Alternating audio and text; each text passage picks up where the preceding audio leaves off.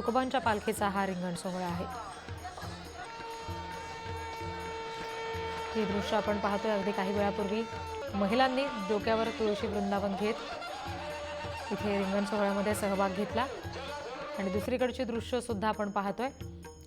असंख्य वारकरी इथे जमलेले आहेत, हातात भगवी पताका घेऊन आता या रिंगण सोहळ्यामध्ये सहभागी झालेले हे सगळे वारकरी आपण बघतोय। इंदापूरमधल्या बेलवडीमध्ये हा रिंगण सोहळा सध्या पार पडतोय। मेंढ्यांचं सुद्धा रिंगण इथे पार पडतंय, त्याची सुद्धा दृश्य आपण स्क्रीनवर एका बाजूला पाहतोय। आणखी तपशील घेऊया, प्रतिनिधी सुजित काळंगे आपल्याशी जोडले गेलेले आहेत त्यांच्याकडून। सुजित, आता मेंढ्यांचं रिंगण सुद्धा इथे पार पडलेली दृश्य आपण बघतोय, त्याचं नेमकं काय वैशिष्ट्य आहे?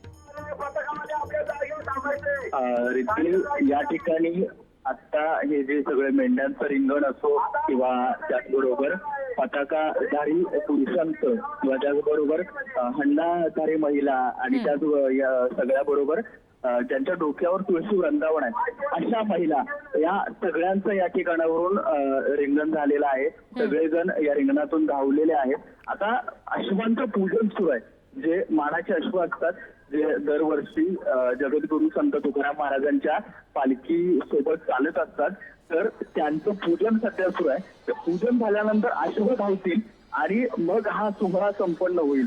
या सोहळ्यामध्ये जे मध्ये सगळे वारकरी आपल्याला दिसतील ते सध्या पावली करतायत, ते सध्या खेळ खेळतायत। खरं तर रिंगणची परंपरा ही कशासाठी आहे? लोक विचारतात की वारकरी इतकं चालतात ते जमत का नाहीत? मुळातच काय आहे की फार पूर्वीच्या काळापासून रिंगण ही परंपरा यासाठी सुरू झाली। पूर्वीच्या काळामध्ये जेव्हा वारकरी चालत होते त्यावेळी त्या वारकऱ्यांसोबत काही सैन्य सुद्धा चालायचं आणि सैन्यांसाठी खेळ महत्वाचे असायचे। तर जाताना इथल्या सगळ्यांचे खेळ झाले तर मग गात जागा प्रेम मागा विठ्ठला हे ज्या पद्धतीनं म्हटलं जातं की जाता जाता या पद्धतीनं अगदी खेळीमेळी स्वरूपामध्ये म्हणजे तुम्ही आम्ही खेळीमेळी गदारोळी आनंदे हे ज्या पद्धतीनं म्हटलं जातं, तर हा खेळीमेळीचा जो आनंद घेता येतो तो अशा पद्धतीच्या रिंगण सोहळ्यातून घेता येतो। म्हणून अशा पद्धतीचे रिंगण होत असतात। तसंच वातावरण सध्या या परिसरामध्ये आपल्याला पाहायला मिळतंय।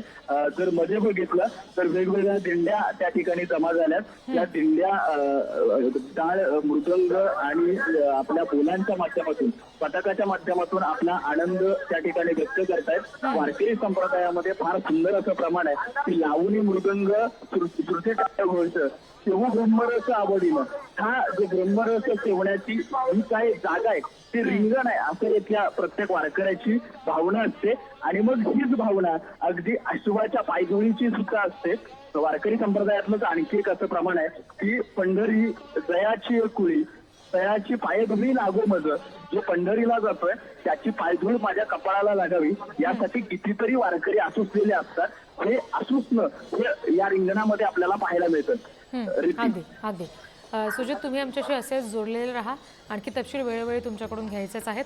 सध्या आपण पुन्हा एकदा प्रेक्षकांना सांगूयात, तुकोबांच्या पालखीचा रिंगण सोहळा पार पडतोय आणि इंदापुरातल्या बेलवाडी इथली ही दृश्य सध्या आपण बघतोय, जिथे रिंगण सोहळा हा सगळा संपन्न होतोय। हातात भगवी पताका घेत सगळ्या पुरुष वारकऱ्यांनी रिंगण पूर्ण केलं। त्यानंतर डोक्यावर तुळशी वृंदावन घेत महिला वारकऱ्यांनी सुद्धा तुळशी वृंदावनासह हे रिंगण पूर्ण केलं। मेंढ्यांचं रिंगण इथं पार पडलेलं आहे आणि आता सध्या असंख्य वारकरी आहेत ज्या ठिकाणी हे रिंगण पार पडलेलं आहे तिथली माती आपल्या कपाळाला लावून घेण्यासाठी ते सगळे उत्सुक आहेत। जगद्गुरू संत तुकाराम महाराजांच्या पालखीतलं रिंगण या ठिकाणी संपन्न होत आहे। प्रत्येक वर्षी प्रचंड महत्त्वाचा मान आणि सन्मान या गावाला मिळत असतो, जो जगद्गुरू तुकाराम महाराजांची सेवा करण्याचा असतो। परंतु ही रिंगण परंपरा नेमकी कशी सुरू झाली, याची परंपरा नेमकी काय आहे हे सांगण्यासाठी आज आपल्यासोबत गजानन महाराज देटे आहेत। देटे महाराजांशी आपण संवाद साधण्याचा प्रयत्न करूया। महाराज, काय सांगाल, कशी ही नेमकी परंपरा आहे, कुठून सुरुवात झाली आणि याच्या पाठीमागची कारणं काय आहेत?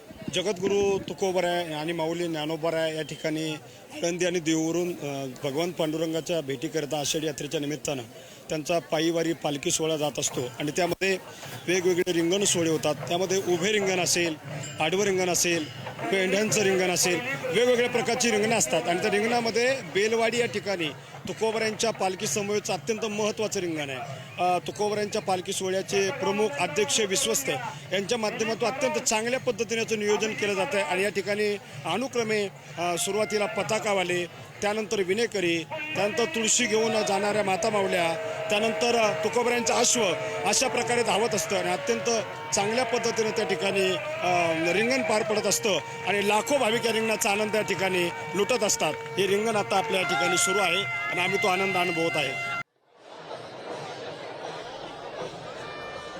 आपण ही दृश्य बघतोय पुन्हा एकदा. तुकोबांच्या पालखीचा रिंगण सोहळा पार पडतोय आणि आता या अश्वासह हे रिंगण पूर्ण होताना आपण बघतोय.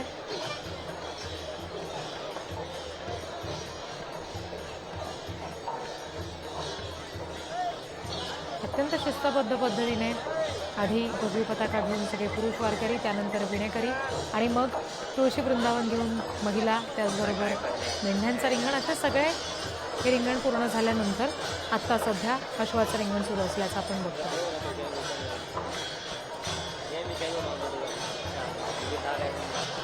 टाळ मृदुंगाचा नाद हा सोबत आहेच.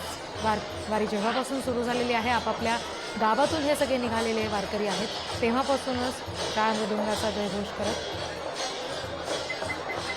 आता रिंगण सोहळ्यापर्यंत, म्हणजे अगदी इंदापुरातल्या या रिंगण सोहळ्याच्या ठिकाणी पोहोचलेले आहेत हे सगळे वारकरी. इथून पुढे निंगम केतकीमध्ये तुकोबांची पालखी विसावेल आणि तिथे सुद्धा मुख्य रिंगण सोहळा पार पडणार आहे. सध्याची दृश्य आपण बघतोय तुकोबांच्या पालखीच्या रिंगण सोहळ्यातली.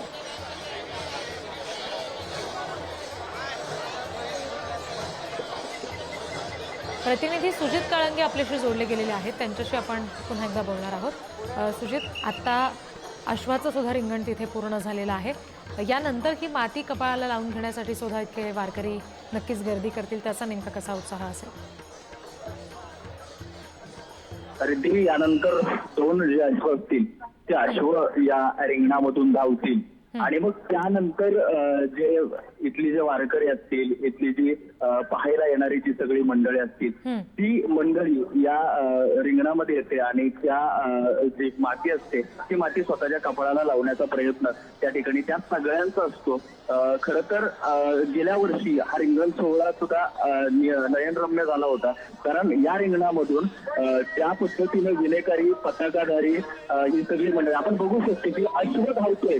ते 2 अश्व आहेत, ते अश्व फार महत्वाचे आहेत. या 2 अश्वांना जी परंपरा आहे ती प्रचंड महत्वाची आहे. एक जो अश्व आहे तो साराचा अश्व आहे आणि दुसरा अश्व आहे तो जगद्गुरू संत तुकाराम महाराजांच्या पादुकांचा अश्व आहे. तो अश्व आपल्याला दिसतोय. हे दोन्ही अश्व जे आहेत ते परंपरेतले अत्यंत मानाचे, महत्वाचे मानले जातात. आपण जे बघतोय ते दृश्य बघण्यासाठी खरं तर इथे येणारी प्रचंड मोठी गर्दी आहे. जो आता विनेकरी असतात किंवा त्याचबरोबर चोपकार असतात, त्या चोपकारांना खरं तर या याच्यामध्ये विशेष असे अधिकार असतात. या दोन्ही अश्वांच्या संचलनाचं काम जे आहे ते त्यांच्या माध्यमातून खरं तर त्या ठिकाणी होत असतं. हे दोन्ही अश्व या ठिकाणी या रिंगणातून आता धावलेले आहेत आणि हे रिंगण संपन्न झाले. बघू शकतो आपण की अनेक जे वारकरी आहेत ते वारकरी मध्ये येण्याचा प्रयत्न करतायत, ती माती घेण्याचा प्रयत्न करतायत, परंतु त्यांच्यासाठी सुद्धा या ठिकाणी पोलीस प्रशासन सज्ज आहे की वारकऱ्यांची भावना तर आहेच, परंतु कुठल्याही वारकऱ्याला या माध्यमातून इजा होऊ नये यासाठी त्या ठिकाणी प्रयत्न केले जातात. आता हा तिसरी जी बारी आहे, तिसरा जो राऊंड आहे तो या अश्वाचा झालेला आहे आणि हा सेवेकऱ्यांचा, हा वारकऱ्यांचा जो एकत्र जमलेला मेळा आहे याच्यामध्ये हे जगद्गुरू संत तुकाराम महाराजांचे अश्व त्या ठिकाणी धावलेले आहेत आणि वारकरी त्या रिंगणाचा आनंद घेत असताना आपल्याला सगळ्यांना दिसतात. अगदी अगदी हे थेट दृश्य तुकोबांच्या पालखी रिंगण सोहळ्यातली आपण बघतोय. आता अश्वांचं रिंगण सुद्धा या ठिकाणी संपन्न झालेलं आहे.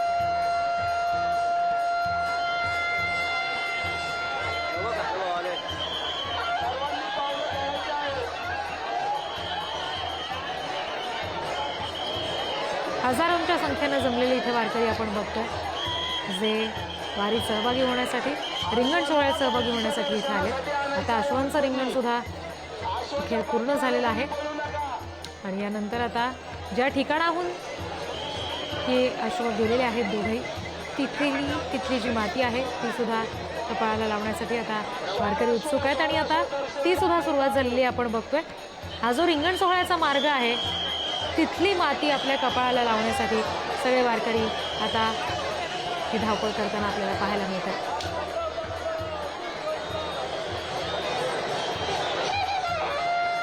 अत्यंत शांतपणे शिस्तबद्ध पद्धतीने हा रिंगण सोहळा संपन्न झालेला आहे. तुकोबांच्या पालखीचा हा रिंगण सोहळा आहे जो नुकताच संपन्न झाल्याचे दृश्य आपण पुढारी न्यूजवर पाहिलं. पुढारी न्यूजची टीम ही या वारीमध्ये सहभागी झालेलीच आहे. अगदी रोजच्या रोज वेळोवेळी हे असे महत्त्वाचे अपडेट्स आम्ही तुमच्यापर्यंत पोहोचवतोय. थेट या पालखी सोहळ्यातली दृश्य आम्ही तुमच्यापर्यंत पोहोचवतोय आणि सध्याचे दृश्य तुकोबांच्या पालखीतल्या रिंगण सोहळ्याची.